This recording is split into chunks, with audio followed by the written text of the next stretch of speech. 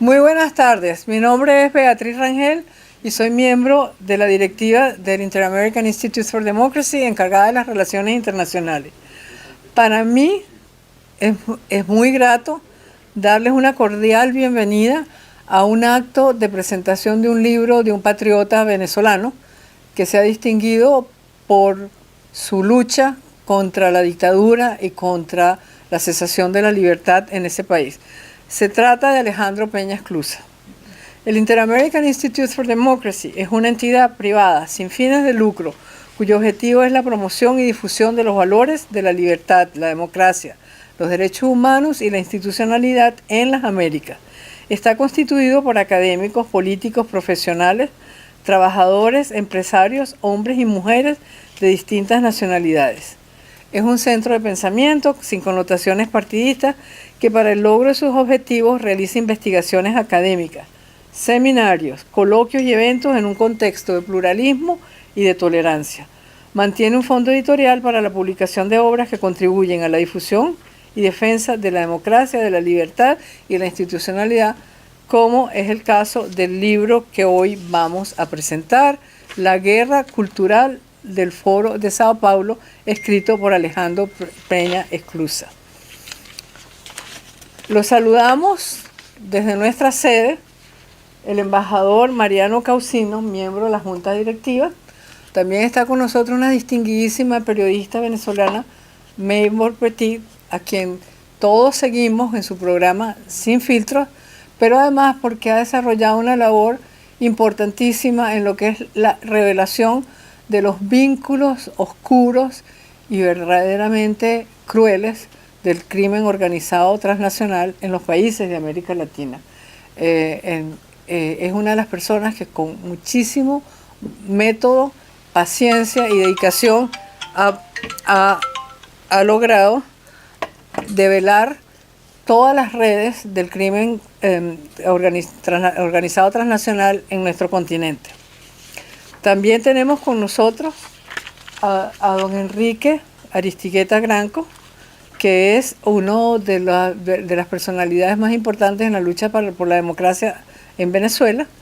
Tenemos también con nosotros a Ileana Labastida, que no está en nuestro, pero nos acompaña. Luis Rafael Monch está con nosotros aquí presente, es el editor del libro. Y por supuesto, a través de la internet tenemos a Alejandro Peña Esclusa, que es el autor del libro. Vamos a cubrir el siguiente programa.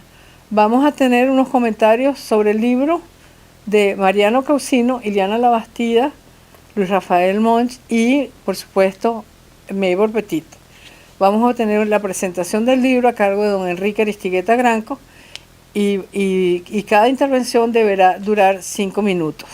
El libro que hoy presentamos es producto de una rigurosa investigación del proceso de formación y de desarrollo estratégico del Foro de Sao Paulo, instancia de concertación del socialismo latinoamericano con el comunismo cubano. Gracias a Peña Esclusa contamos con una descripción clara de cómo se creó, cuáles han sido sus objetivos políticos, cómo ha crecido y cómo está penetrando las instituciones de las sociedades democráticas en todo el continente. Esta saga nos indica con bastante exactitud el exitoso despliegue de una estrategia destinada a debilitar las democracias latinoamericanas para hacerlas caer dentro del régimen totalitario, secuestrando para siempre la libertad. Desde el punto de vista práctico, el libro tiene 2 virtudes. Primero, siguiendo los preceptos de Sun Tzu, nos ayuda a conocer a fondo el enemigo y desde luego nos permite identificar los factores que han contribuido al exitoso despliegue de esa instancia de coordinación internacional. Desde el punto de vista de la lucha por la libertad, nos indica cuál es el sendero para comenzar el combate de esta estrategia.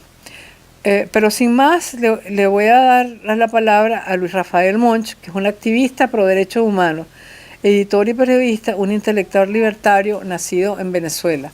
Bienvenido.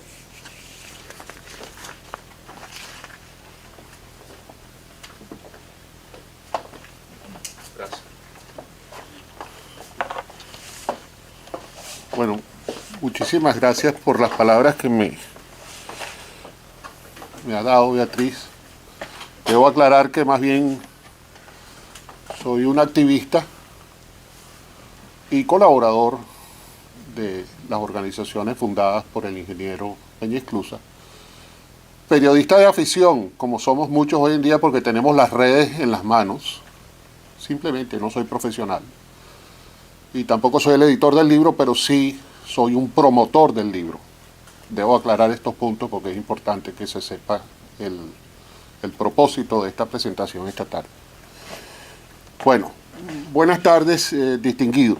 Señor presidente don Tomás Regalado, señor director ejecutivo del Instituto Interamericano por la Democracia, doctor Carlos Sánchez Berzaín, el cual le tengo plenamente agradecido esta oportunidad, y pues a todos los miembros del directorio ejecutivo, asesores institucionales, demás miembros del instituto, honorable público presente.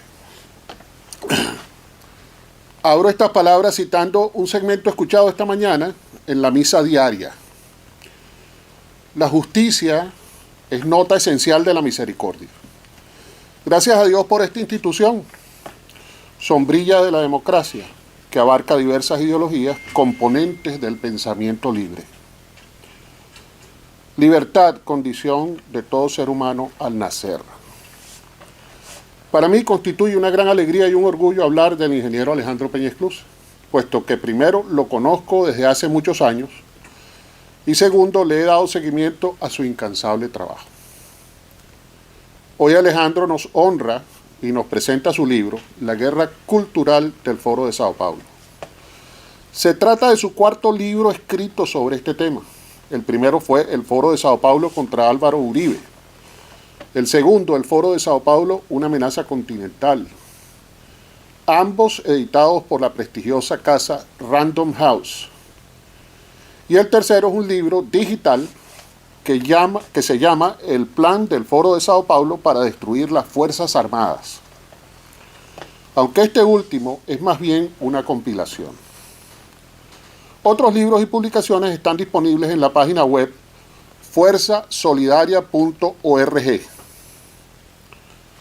Dado que Alejandro ha venido denunciando el Foro de Sao Paulo desde 1995, es decir, desde hace 27 años, es el primer hispanoamericano en haber advertido sobre su existencia, mientras que en Brasil, el primero en hacerlo fue el filósofo Olavo de Carvalho, al cual me voy a tomar la libertad de dedicarle un minuto de silencio porque acaba de fallecer.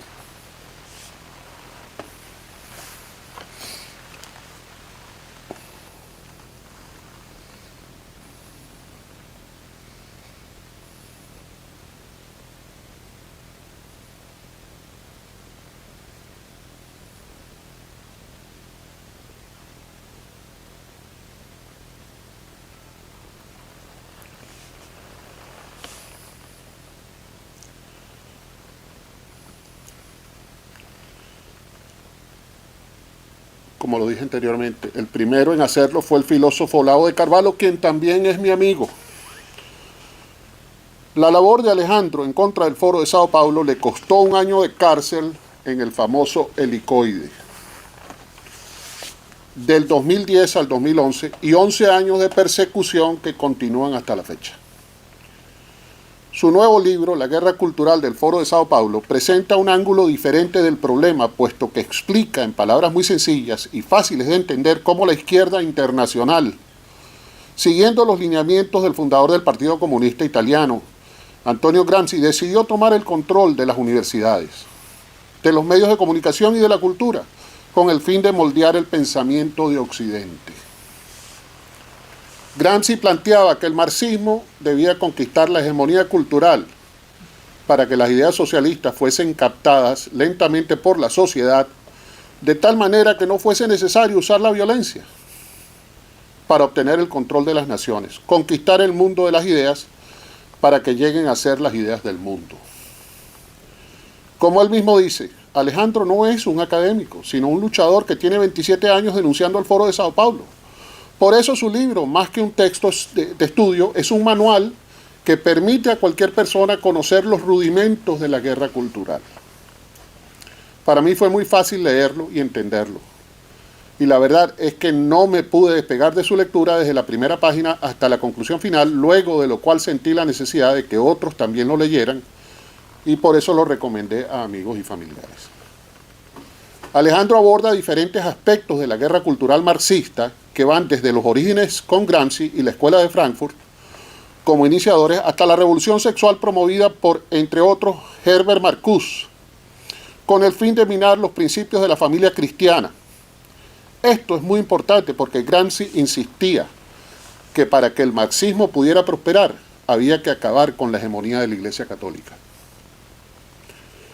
Luego el libro profundiza sobre los orígenes marxistas de la teología de la liberación, el indigenismo, el ecologismo radical, el relativismo y la ideología de género, esta última muy en boga. Finalmente, Alejandro propone algunas soluciones para enfrentar la guerra cultural marxista. Mi recomendación, pues, es leer el libro, difundirlo, promoverlo, compartirlo con sus familias, porque desde el seno de la familia está la solución, que son las principales víctimas de la guerra cultural. Y para terminar, quisiera leer las frases que aparecen en la contraportada, escritas por el analista colombiano Carlos Sierra Galindo. Nuestros hijos están bajo ataque. Se trata de una nueva forma de guerra. La ofensiva no es contra sus cuerpos, sino contra sus almas. Decenas de mecanismos son utilizados para manipular las mentes de los jóvenes con el fin de impedirles diferenciar entre el bien y el mal. Es la tergiversación de los principios para atentar contra la verdad, el amor, la familia y las creencias más íntimas. Muchísimas gracias.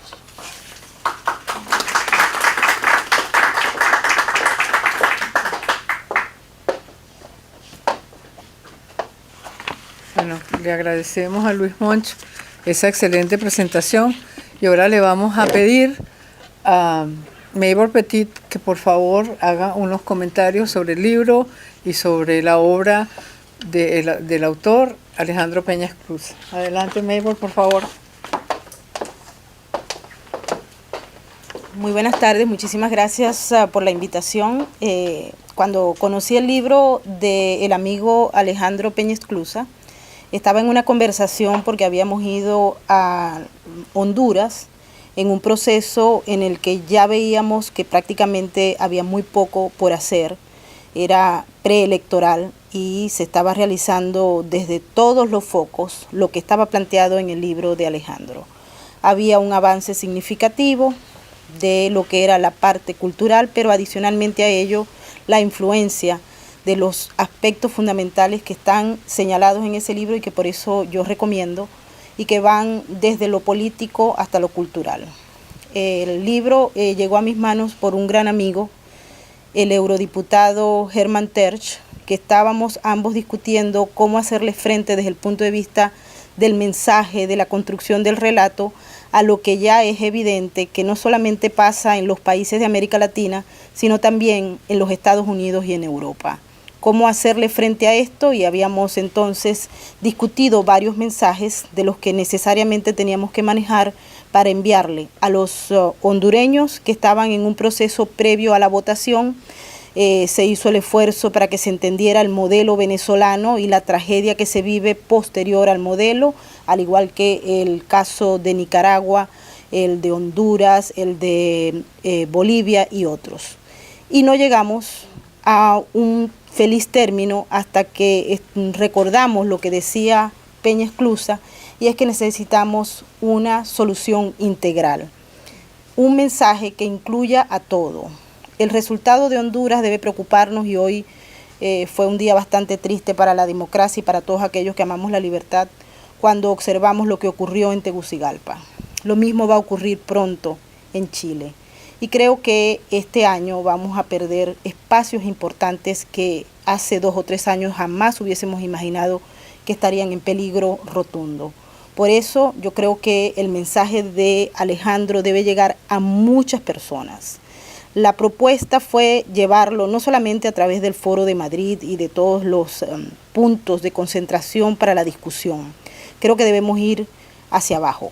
Debemos ir a las escuelas, a los liceos, a las universidades en toda América Latina, pero también aquí en Estados Unidos, porque aunque muchos crean que es fantasioso o es conspirativo, aquí está el Foro de Sao Paulo, aquí está trabajando toda la destrucción de las instituciones y ya hay espacios donde se huele profundamente este movimiento que acaba con la libertad, que acaba con el pensamiento crítico y que muchos ciudadanos están en estos momentos entregando sus libertades a una institución sin saber qué es lo que viene atrás. Por eso yo creo que tenemos inclusive que poner el libro en inglés y otras lenguas, porque el mensaje debe llegar, está hecho de una manera muy, pero fácil para entender, y creo que puede ser llevado a diversos públicos, porque allí está completo más o menos la estrategia que se requiere para poder hacer frente a esto. Así que muchas gracias.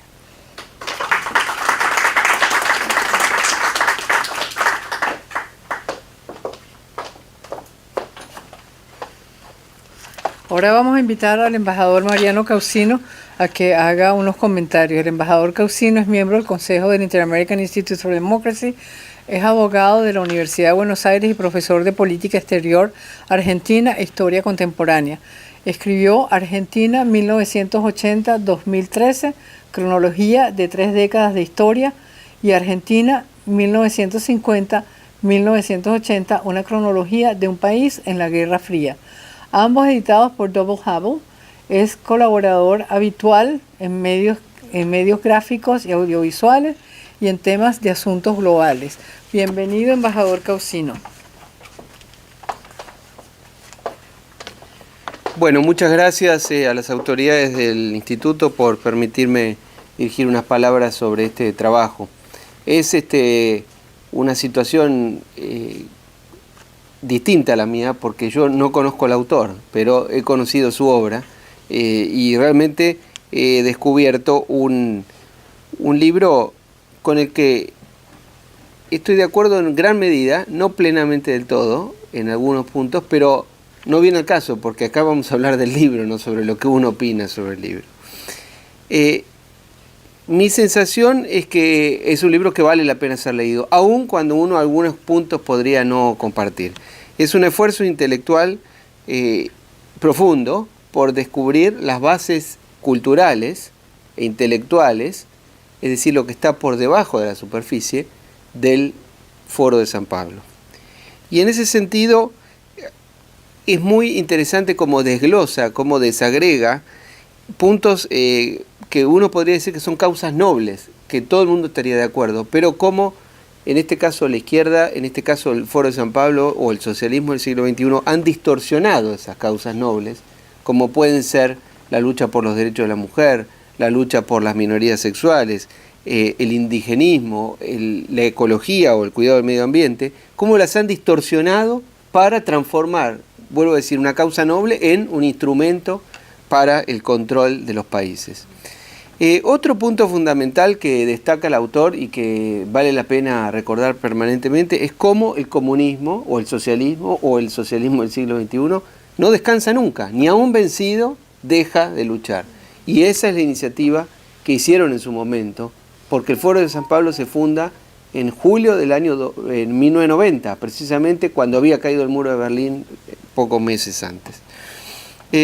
Otro punto muy interesante es esta suerte de indiferencia norteamericana que cada vez vemos más, ¿no? Creciente, que lamentablemente percibimos.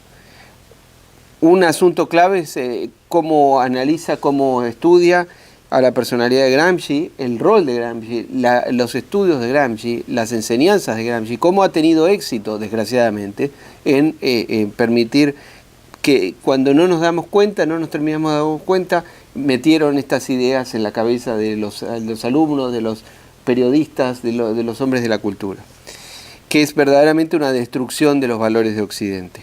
Y por último, una crítica al relativismo, a la idea de que es todo lo mismo, que da lo mismo el que trabaja que el que no trabaja, que el que estudia que el que no estudia, que el que cumple la ley que el que no cumple la ley, que es una de las bases para destruir estos valores.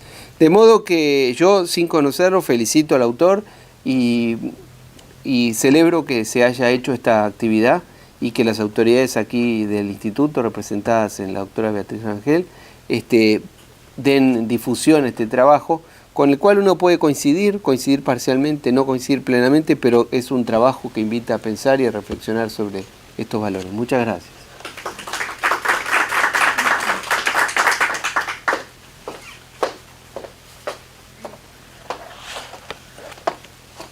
Y ahora, para cerrar esta ronda de comentarios, vamos a invitar a una de las periodistas más destacadas del sur de la Florida. Se trata de Ileana Labastida, que es la directora ejecutiva del diario Las Américas. Es licenciada en periodismo por la Universidad Internacional de La Habana. También tiene estudios de posgrado en otras áreas de comunicaciones, así como 15 años de experiencia profesional en el sur de la Florida, donde ha trabajado para casi todos los medios fundamentales de habla hispana, incluyendo al Nuevo Herald. Bienvenida, Ileana. Buenas tardes, Beatriz. Gracias por tus palabras de presentación. Buenas tardes a todo el público que nos acompaña, a los presentes en la sala del instituto y a quienes nos siguen desde las redes sociales en esta importante presentación. Me plació mucho poder saludar al inicio de este encuentro a Alejandro Peña Esclusa, pues aunque por primera vez lo conozco personalmente, así sea por esta vía virtual, sí conozco su obra y ciertamente tengo que decir que cuando comencé a leer el libro me sentí tan identificada con todo lo que vi ahí que ciertamente tengo que agradecer que me hayan invitado a poder participar en estos comentarios que estamos realizando esta tarde. Hace mucho, ciertamente, que un texto escrito en forma de compendio de ideas y experiencias no lograba provocar en mí la sensación de estar repasando experiencias vividas. Y es que desde el momento mismo en que Alejandro Peña Esclusa menciona la fecha de creación del Foro de Sao Paulo, sentí que viajaba en una máquina del tiempo hasta el año 1990. Recién terminaba de desaparecer el muro de Berlín, como todos recordamos, en aquel momento, y comenzaba la desintegración de la Unión de Repúblicas Socialistas Soviéticas. A la misma vez, Fidel Castro en Cuba nos anunciaba a los cubanos un tiempo de escasez y privaciones absolutas al que eufemísticamente Castro denominó periodo especial en tiempo de paz. Si hacemos un ejercicio de retrospectiva y retomamos la fecha de creación del Foro de Sao Paulo, resulta fácil darnos cuenta de que esa búsqueda de alianzas en Latinoamérica emprendida por Castro fue la tabla de salvación que, al quedar huérfano del socialismo como sistema, una vez que se desintegró en Europa del Este, pues él se dio a la tarea de diseñar, pero no para evitar que los cubanos padeciéramos una etapa de hambre y necesidades, y las necesidades más esenciales en las que nos vimos envueltos, sino para conseguir que de lobo solitario, como se había quedado tras la desaparición de la URSS, pasara a convertirse en el guía de una manada, tal y como lo consiguió con la creación de la corriente del llamado socialismo del siglo XXI. Como lo explica el libro de Esclusa, Hugo Chávez fue el elegido para sellar este propósito, pero no realmente porque el dictador cubano hubiera descubierto en Chávez dotes especiales. Seguramente antes había estudiado con ansias su personalidad, se había dado cuenta de cuánto deseo de poder tenía Chávez y entonces le brindó asesoría y, a cambio, a costa de ello, dilapidar y empeñar toda la riqueza de la nación venezolana, como sabemos que ha pasado. Al concretar este deseo, Castro halló la manera de subvencionar su experimento político, tal y como pudo hacerlo antes, financiado con el dinero de otros, que durante los años que duró el socialismo en Europa del Este, desde donde Cuba era financiada y gracias a ellos regalaba carreras universitarias a jóvenes de diversas partes del mundo, comprando lealtades, enviaba profesionales a trabajar en países de cualquier confín, entrenaba a guerrillas. Muchas de las guerrillas de Latinoamérica se entrenaron en Cuba o fuera de Cuba, pero financiadas desde Cuba, y a su vez enviaba tropas a guerras tan ajenas y lejanas a los cubanos como las guerras de Angola y Etiopía, donde tantas personas murieron. Si nos centramos en el trasfondo del enfrentamiento cultural que trae intrínseco el conjunto de conceptos alrededor del Foro de Sao Paulo, como explica Esclusa en su libro, podría asegurarles que el lado práctico de esta doctrina que hoy analizamos gracias al excelente libro, se desarrolló durante décadas, mucho antes de 1990, en ese gran laboratorio que ha sido la isla de Cuba. Los preceptos de esta guerra cultural que advertimos hoy comenzaron a aplicarse en Cuba desde enero de 1959 y hay muchas personas que viven para testimoniarlo. Los efectos de atizar este enfrentamiento cultural valiéndose de recursos como el odio de clases y racial, el enfrentamiento entre géneros, el ataque a la práctica de la fe cristiana, la desautorización de los padres en la educación de los hijos y el desmoronamiento de un sistema de valores que constituían una tradición, han sido acciones que durante años dividieron a la nación cubana, no solo por los millones que emigramos, sino porque al mantenerse socavando ese tejido social durante tanto tiempo con tanta intencionalidad, podríamos afirmar que el daño ha propiciado en Cuba el surgimiento de un tipo de ciudadano aferrado en primera instancia al instinto de sobrevivir por encima de cualquier otro valor, sin dejar de hacer la salvedad de que bajo ese tipo de sociedad, quienes reclaman más allá de la posibilidad de sobrevivir, ya sabemos lo que les pasa. Para la guerra cultural que enfrentamos hoy, han surgido otras herramientas, porque contrario a lo que podemos pensar, los ideólogos de estos propósitos, agrupados en organizaciones como el Foro de Sao Paulo, invierten tiempo y recursos en tratar de ser eficaces. Cuba fue el laboratorio práctico de donde surgieron las bases que se esconden tras el llamado Foro de Sao Paulo. Para enfrentarlo hay que conocerlo y documentarse. Y para ello se necesitan libros como este que presentamos hoy. Pero para que su lectura vaya más allá de un momento de recuentos, estas páginas deben conducirnos al análisis de por qué 30 años después del surgimiento del Foro de Sao Paulo, las doctrinas que lo sustentan continúan despertando simpatías y ganando adeptos. En mi opinión, deberíamos preguntarnos qué no estamos haciendo o qué estamos haciendo mal para que esto suceda. Al menos es la interrogante que me formulo después de haber leído este excelente libro. Muchas gracias.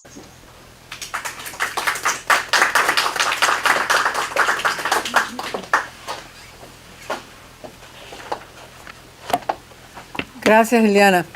Bueno, el Inter-American Institute for Democracy quisiera compartir la alegría que tenemos de contar entre nosotros, entre los asistentes a este lanzamiento del libro de Alejandro Peña Esclusa, al doctor Marcel Granier, destacadísimo comentarista político en Venezuela, con un programa dominical que obligaba a todo el mundo a estar en su casa el domingo por la tarde para no perderse el programa del doctor Granier.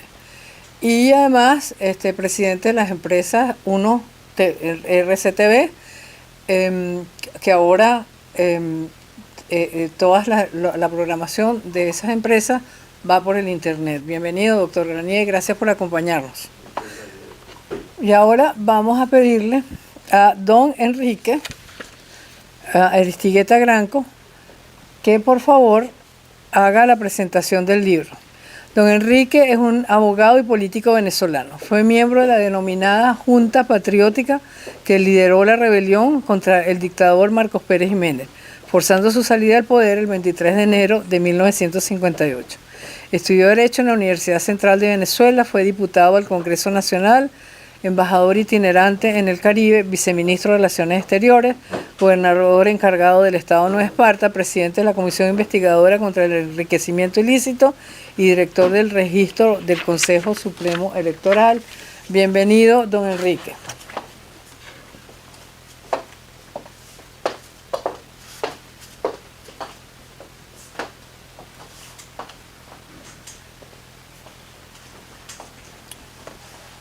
Gracias, Beatriz. Gracias a todos los que están acá acompañándonos. Para mí es de una gran alegría y una gran satisfacción estar presente y contribuir a la presentación de este libro, cosa que ya ha venido ocurriendo en boca después de quienes me han antecedido. Yo soy amigo personal de Alejandro Peña Esclusa. Hemos compartido muchas horas en Venezuela pensando qué teníamos que hacer y qué tiene que hacer la gente para que se sacude el continente y tratemos de salir al paso a esta ola de totalitarismo que parece que lo está envolviendo. Este libro es el cuarto libro sobre el Foro de Sao Paulo que ha escrito Alejandro. Y justamente, teniendo ya el precedente de 3 libros escritos, eso demuestra cabalmente la angustia de Alejandro y la importancia que le dio desde un comienzo al surgimiento de este grupo de marxistas-leninistas que en una forma solapada y con el apoyo de algunos gobiernos han venido a constituirse en un verdadero cáncer de la América Latina. El cáncer hay que combatirlo con todo y a tiempo. Si se le deja coger cuerpo, es muy peligroso y es muy difícil la curación. Y les hablo por experiencia propia, yo soy sobreviviente del cáncer. Y si yo no hubiera actuado con rapidez y drásticamente, pues no estuviera posiblemente aquí hablándole a ustedes. Eso quedó ya sepultado en mi pasado, ya yo ni me acuerdo, sí me acuerdo de la fecha del año, pero más nada. Eso fue en el 2004. De manera que puedo darme el lujo de decir que yo vencí al cáncer, pero lo vencí porque lo detecté a tiempo, lo identifiqué a tiempo y lo combatí con todos los hierros, como se dice. Eso no se hizo con el Foro de Sao Paulo, eso no se hizo con Fidel Castro y estamos sufriendo las consecuencias. Este libro es un notable aporte. Es el cuarto libro que Alejandro publica sobre el tema. Quiere decir que hay 3 libros anteriores, lo cual significa que Alejandro detectó muy a tiempo el fenómeno y calibró muy bien su peligrosidad. Bueno, el Foro de Sao Paulo ha tenido éxitos y recientemente los estamos viendo. El Foro de Sao Paulo está allí, está vivo y goza de buena salud. Actualmente están en manos del Foro de Sao Paulo países como Cuba, Nicaragua, Venezuela, Bolivia, Perú, Chile, Honduras. Tienen en lista Colombia como el próximo objetivo y cuentan con el visto bueno de algunos compañeros de ruta como México, como Argentina y en la expectativa de ellos Brasil. No es fácil la tarea. Pero yo creo que justamente quienes tenemos claro el grado de peligrosidad en que está sumida la América Latina, pues tenemos la obligación moral de hacer cuanto esté a nuestro alcance por contribuir a una alerta y a una acción. Porque desgraciadamente no basta conocer el mal tiene que atacarse. Me consta que Alejandro también en eso ha sido un pionero. Él ha trabajado y ha hecho esfuerzos porque se constituye un antiforo de Sao Paulo. Lamentable, eso no es fácil, pero es un esfuerzo y es un objetivo que tendríamos que lograr. En América Latina hay suficientes fuerzas como para tratar de contrarrestar esas células cancerosas que eminan del Foro de Sao Paulo. Bueno, ellos han tenido la habilidad de mimetizarse, de colarse en una serie de movimientos y reclamaciones, algunos de ellos ciertamente lógicos y aceptables, otros disparates que los han disfrazado de cosas lógicas, pero han ido ganando espacio, han ido ganando terreno. Yo lo veo aquí mismo en los Estados Unidos. Pero también ya veo que hay algunos esfuerzos que se están haciendo Y me he enterado que en el estado de Florida, no sé en qué otro estado, si es Arizona, donde ya es obligatorio enseñar a los niños en el colegio los males del comunismo, el terror y el horror que es el comunismo. Porque no puede ser que la gente concluya su educación primaria, concluya la secundaria, llegue a las universidades y ahí entonces comienza ya la catequización. ¿Qué podemos hacer? Cada uno de nosotros debe saber qué podemos hacer. Pero esfuerzos como es que este instituto efectúa, son realmente piedras en el camino, lápidas en el camino sobre las cuales ir pisando. Quiero decir, piedras planas, grandes, pavimentadas al estilo romano, para ir haciendo un camino firme y seguro y erradicar de nuestro continente con todo lo que pueda significar, con todo lo doloroso que puede ser, porque no es posible que el Perú esté en manos de un subnormal, que Chile esté en manos de un personaje que ha dicho exactamente lo que él es y la gente lo haya votado y el Perú lo hayan votado y mucha gente quiera votar por un Petro en Colombia. No fue el caso de Chávez. El Chávez llegó a Venezuela mimetizándose y haciéndose pasar por un hombre amplio, que lo que quería era poner orden en un país. Y al poco tiempo de llegar, pues comenzó ya la ruta trazada, convocar una constituyente, cambiar las leyes y simplemente quitarse la careta. Bueno, ya estamos avisados, ya sabemos cómo lo están haciendo. Ahora tenemos que ponernos de acuerdo para evitar que eso siga ocurriendo. Cualquier personaje de la picaresca no puede ser presidente de una república y mucho menos de países tan importantes como son los países nuestros.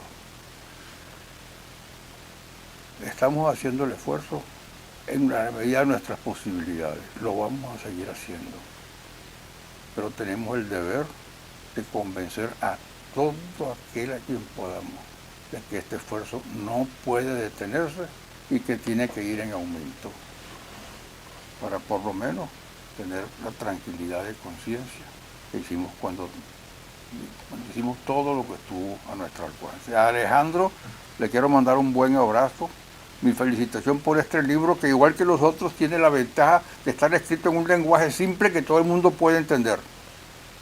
Absolutamente todo el mundo lo puede entender.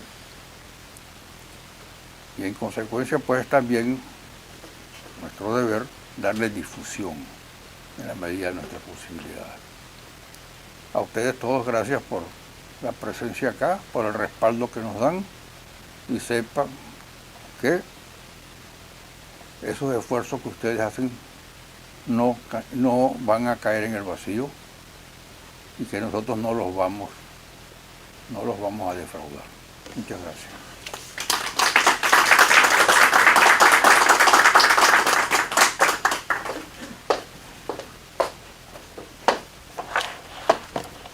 Bueno, y ahora vamos a escuchar las palabras del autor, Alejandro Peña Esclusa, que es un escritor, analista y consultor político venezolano.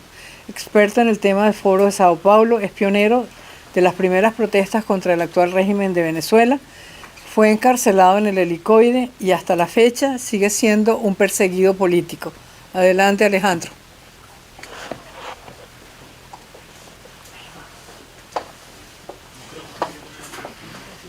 Muy buenas tardes a todos. Estoy realmente contento, estoy conmovido por esas palabras tan bonitas que han dicho. Estoy agradecido con el instituto y con todos ustedes. Además he visto caras amigas de gente a quien quiero mucho, que no veía hace mucho tiempo. Ustedes saben cuál es mi condición. También, bueno, he visto a Meibor, a quien no conocía personalmente, a Mariano, a Liliana. Bueno, muchas gracias a todos, a Rafael, y por supuesto a mi queridísimo amigo don Enrique Aristilleta Granco, y a todos los demás que están ahí, porque tengo amigos hasta de chiquitos que están ahí presentes. Bueno, ciertamente yo tengo 27 años, en mayo cumplo 27 años dándole seguimiento al Foro de Sao Paulo. Y dando esa lucha, luchando contra el Foro de Sao Paulo, me di cuenta de varias anomalías. Una de las anomalías era la falta de reacción de la gente. Lo que dice Enrique Aristieta Granco, y lo viene planteando desde hace tiempo ya, que cómo es posible que las democracias, dentro de sus reglas del juego, permitan que unos candidatos que anuncian que van a destruir la democracia participen como candidatos. Eso es una cosa incomprensible. Ninguna organización hace eso. Y encima los electores, sabiendo que esas personas han anunciado la destrucción de la democracia, votan por ellos. Entonces, en mi trabajo sobre el Foro de Sao Paulo, me di cuenta que no bastaba la lucha política. Los 3 libros que he escrito anteriormente sobre el Foro de Sao Paulo, se trata del aspecto político, qué son, cómo funcionan, cuáles son sus estrategias, etcétera, etcétera. Pero este libro es diferente. Este libro, La Guerra Cultural, las circunstancias me llevaron a hacerme preguntas. Bueno, pero ¿por qué la gente permite eso? ¿Qué es lo que está pasando? ¿Es que la sociedad está enferma? ¿Es algo espontáneo o es algo provocado? Y esas preguntas me llevaron a hacer una investigación que se resumen en este libro, que, como ustedes mismos dicen, es fácil de leer porque no es un texto académico, es un manual de combate. ¿Para qué? Para hacer lo que Neighbor decía, un movimiento. Hay que hacer un movimiento continental por la defensa de nuestros valores y nuestros principios y de la democracia. Este libro tiene los rudimentos, las bases para construir ese movimiento. A ver, esta tarde se ha mencionado el tema de la desintegración de la Unión Soviética, de la caída del muro de Berlín. Eso fue un proceso lento, duró muchos años. Y luego hubo unos detonantes que permitieron, pues, la desintegración de la Unión Soviética. Básicamente que lentamente, progresivamente, se fueron carcomiendo las economías de los países de la cortina de hierro. Pero al ocurrir eso, los comunistas, que también estaban sorprendidos, al igual que todos los demás, hicieron una reflexión, un análisis, un replanteo. Dijeron, mira, no basta reprimir, como hacemos en Rusia, o como hacemos en los países de Europa Oriental, no basta pues las armas, porque se nos ha derrumbado el sistema, hace falta algo más. Y fue así como el comunismo rescató las ideas del fundador del Partido Comunista Italiano, Antonio Gramsci, a quien también se ha mencionado en la tarde de hoy, que él prácticamente advirtió, señaló a los comunistas, mira, no basta el uso de la fuerza. En Rusia, pues, Stalin aplicó la fuerza y eso no es suficiente. Primero, hay que tomar la hegemonía del pensamiento, hay que tomar el control de las mentes, hay que, digamos, obtener esa hegemonía primero, cultural, filosófica, ¿verdad? Para posteriormente asaltar el poder y que no haya resistencia. Es decir, que no haya que utilizar las armas.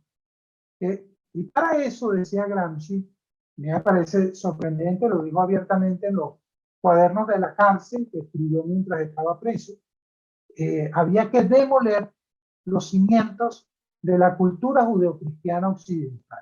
¿Por qué? Bueno, porque la cultura nuestra, de Occidente, es la antítesis al materialismo ateo marxista. Había que apartar eso para poder introducir los conceptos del socialismo en la mente de la gente. Y ciertamente lo lograron, con apoyo de organizaciones como la Escuela de Frankfurt. La Escuela de Frankfurt, un grupo de filósofos, psicoanalistas, psicólogos, escritores, ¿verdad? Se agruparon allí, tomaron las ideas de Frankfurt, de Gramsci, las desarrollaron, escribieron centenares de libros sobre todas las áreas del conocimiento humano. ¿Y cuál era el meollo de la Escuela de Frankfurt?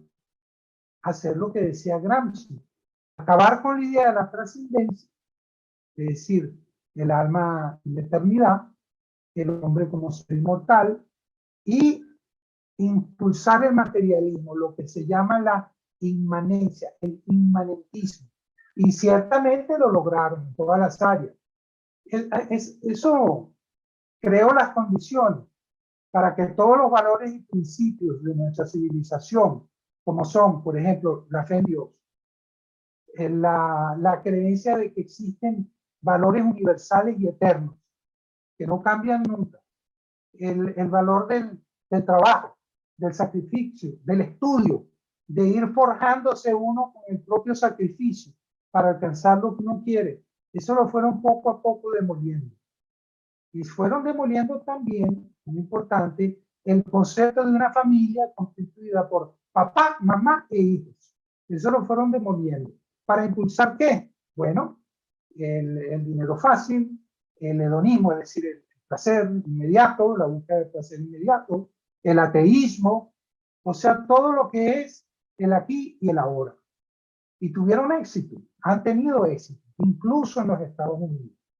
Esto explica, al menos parcialmente, que en lugares como Estados Unidos se hayan producido esas protestas vandálicas organizadas por Black Lives Matter. Eso es el resultado de, la gente no se explicaba, bueno, ¿cómo esto ocurrió de repente? No, no ocurrió de repente. Fue el trabajo de muchos años. Esto explica también cómo el socialismo ha avanzado tanto dentro de los propios Estados Unidos, que es el faro del capitalismo. Fue un trabajo lento de demolición. En cuanto a nuestro continente, es verdad, el Foro de Sao Paulo planteó un aspecto político, es decir, la articulación de todos los partidos de izquierda para trabajar al unísono con los movimientos sociales, pero con el paso del tiempo yo me he dado cuenta que eso no fue lo más importante ni lo más efectivo. Lo más importante fue la activación de movimientos sociales a lo largo y ancho de toda Iberoamérica, que enarbolaron nuevas banderas. No podían hablar de lucha de clases y de eliminación de la propiedad privada después de que había caído el muro de Berlín, porque estamos hablando, como bien se dijo aquí, que el Foro de Sao Paulo se funda en 1990, un año después de la desintegración de la Unión Soviética o de la caída del muro de Berlín. Entonces, ¿qué plantean ellos? Enarbolaron las banderas del indigenismo, tergiversado, como decía Mariano, del ecologismo, de la teología de la liberación, de la ideología de género, es decir, banderas de tipo cultural, ideológica, lanzaron ideología y, ojo, tuvieron más éxito con eso que con las guerrillas. Las guerrillas marxistas nunca han tenido éxito en nuestro continente para tomar el poder, pero en cambio sí tuvieron éxito para cambiar la mentalidad, sobre todo de los más jóvenes. ¿Quiénes son los que participan en estas protestas vandálicas que hubo en Chile, en Ecuador y en Colombia? ¿Quiénes participan? Bueno, estos muchachos que les tergiversaron la mente, son los tontos útiles, la carne de cañón del Foro de Sao Paulo, ¿verdad? Entonces, bueno, ellos han hecho una labor muy importante para ir acabando con las juventudes, ¿verdad? Su pensamiento. Y yo realmente quiero detenerme en este punto. Hay una parte muy cruel de la guerra cultural, muy efectiva, es probablemente la más grave de todas, que tiene que ver con una necesidad que tiene el Foro de Sao Paulo, Marxismo Internacional, para impulsar la lucha de clase, el odio de clase y el materialismo. Para que eso tenga éxito, para impulsar el odio entre la gente, tú tienes que matar el alma de las personas. Tú tienes que inculcar la envidia. Mira, los ricos tienen más, tú no tienes, tú eres pobre porque ellos son ricos. Es la injusticia social. Para impulsar esa forma de pensar, ellos necesariamente tienen que arrancar la idea de la existencia de Dios y la idea de que hay una trascendencia. ¿Y qué es lo que dice el marxismo? Bueno, uno nace, uno crece, uno envejece y uno muere y hasta ahí llegamos. Caramba, qué triste. Qué triste es vivir una vida así. Entonces, esta gente enseña que la trascendencia no existe. ¿Y qué hacen? Bueno, este es el meollo de lo que quiero decir y lo que más me ha impactado. Le quitan a los muchachos la alegría de vivir. Eso es lo que hacen. Le quitan a los muchachos la alegría de vivir. Porque ¿qué hace un joven? ¿Por qué un joven es alegre? Un joven sabe también que va a envejecer y va a morir. Pero él sabe que su vida tiene sentido porque va a ser algo grande. Que su vida está al servicio de los demás. Que él puede hacer nuevos descubrimientos, pensar en grande, en cosas maravillosas. Pero si a ti te dicen que la vida llega hasta aquí y después te muere y punto, bueno, entonces hay que disfrutar el aquí y el ahora. Este hedonismo, la búsqueda del placer inmediato, es producto del marxismo cultural. Ese pesimismo, por ejemplo en Europa, en los propios Estados Unidos, muchachos tristes consumiendo drogas, diciendo que no hay futuro. Claro, les han quitado del alma la trascendencia. ¿Sí? Esto es lo más grave. Hay otro aspecto que debo resaltar también, que tiene que ver con el consumo de drogas. Si Dios no existe, si el alma no trasciende, si lo que importa es el aquí y el ahora, bueno, entonces hay que buscar placer inmediato. Y hay que evadir el vacío existencial. Y eso se logra con el consumo de estupefacientes.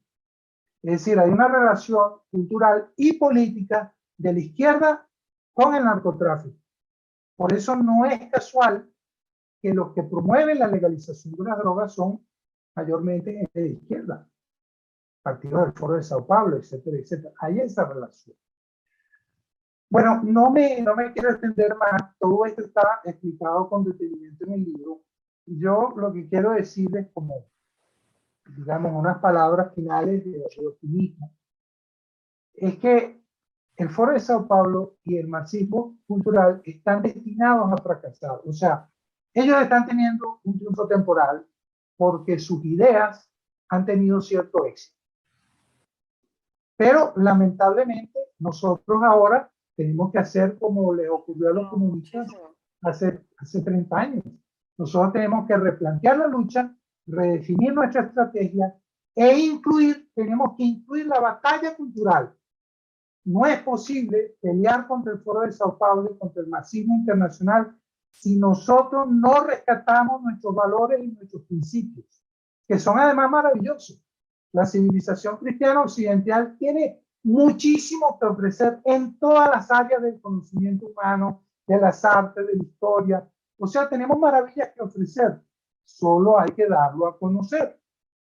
Entonces, ¿qué propone el libro? El libro propone un gran movimiento digamos, en Occidente, un movimiento creciente para rescatar nuestros valores, para formar juventudes, para lo cual hay que también denunciar cómo funciona la guerra cultural. O sea, dos aspectos. Primer paso, explicar cómo funciona la guerra cultural marxista.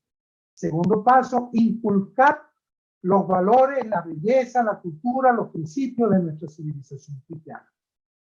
Es un trabajo de mediano y largo plazo, es verdad, pero es un trabajo muy emocionante. Yo realmente quiero dedicarme a eso prácticamente.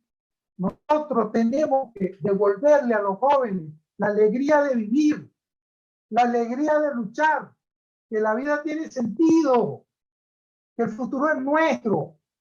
No podemos permitir que la izquierda siga matando las almas de nuestros hijos, ¿verdad? Y llevarlos por el precipicio del consumo de drogas, de la ideología de género, por el barranco del hedonismo. No lo podemos permitir. Yo considero que esta es una obra maravillosa, esperanzadora. Tenemos todas las posibilidades de luchar porque nosotros lo que planteamos es la ley natural. Lo que plantea el marxismo es antinatura. Entonces ellos están destinados a fracasar y nosotros a triunfar. Pero hay que hacer el trabajo. Entonces yo los invito a unirse a esto y a trabajar duro en esto y a crear un movimiento, y yo estoy anotado en eso, a tiempo completo. Bueno, muchísimas gracias al Instituto, gracias a ustedes por su paciencia. Perdón si me emocioné un poquito, pero yo estoy apasionado con estos temas y quiero realmente enviarles un abrazo muy fuerte a la distancia.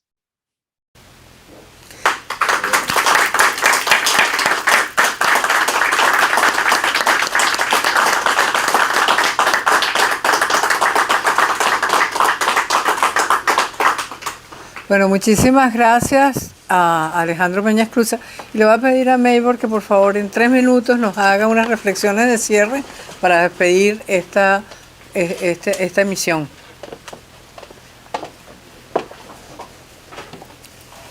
Una de las lecciones que nos deja este libro es que podemos cambiarlo. Pero podemos cambiarlo y tenemos que buscar los mecanismos y las vías que son las más posibles, las más viables para poder llevar el mensaje. Porque la izquierda ha ganado terreno, la izquierda posee el monopolio de los medios de comunicación y lamentablemente todos aquellos que levantan su voz en contra son de inmediato cancelados. No solamente está ocurriendo este fenómeno en los Estados Unidos, para los muchos es una cosa muy novísima, pero los que vivimos en Venezuela y tuvimos la oportunidad de levantar la voz, y aquí está un ejemplo vivo, pues fueron cancelados. Alejandro fue cancelado, así es que creo que este mensaje final debe ser de optimismo. A los de izquierda se les cayó la Unión Soviética, los de izquierda sufrieron golpes duros en el siglo XX y fueron capaces de recomponerse y de llegar al punto medular para continuar y ganar. Y creo que eso es lo que nos falta a los que estamos de este otro lado. La fuerza, la coherencia, el conocimiento del problema para luego crear un mensaje que sea convincente, que sea capaz de llegar. Mucha gente nos dice, pero ya estamos cansados de escuchar el diagnóstico, pero ¿qué vamos a hacer? Cada quien es responsable, cada quien tiene que seguir. Luego de la estrategia que ya se ha visto, y aquí en el estado de la Florida, yo realmente vivo en Nueva York y me siento como si estuviera viviendo en Caracas, como si nunca hubiese salido de Caracas, en Nueva York. Pero cuando llego acá, siento que existen posibilidades de modelos alternativos. Hemos tenido oportunidad de conversar con el gobernador, a quien vemos no solamente como un líder, sino como un hombre capaz de entender el problema y de buscar soluciones para ponerlas en práctica. Y yo creo que por allí debemos ir. Así es que este mensaje de hoy necesariamente tiene que ser optimista, tiene que ser de responsabilidad de cada uno de los que creemos en la libertad para tener una lucha que nos lleve al éxito. Si los comunistas no hubiesen tenido convicción y hubiesen creído en su propio mensaje, no se hubiesen levantado y la Unión Soviética hubiese quedado en el año 1989. Pero fueron capaces de recomponerse, capaces de crear un mensaje, de renovar sus ideas y de presentarlas como si fueran nuevas a pesar de que eran viejas. Y se lo creyeron. Nosotros tenemos ahora esa tarea. Es un reto grande, pero sé que lo podemos cumplir. Buenas noches.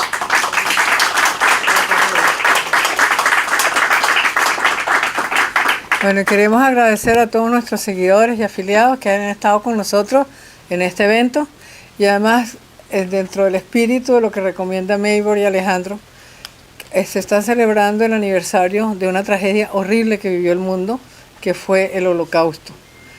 Es importante que no olvidemos nunca y que llevemos siempre en nuestras mentes este mensaje, que recordamos ese horror y que con nuestra conducta y nuestra acción no vamos a permitir que eso ocurra de nuevo.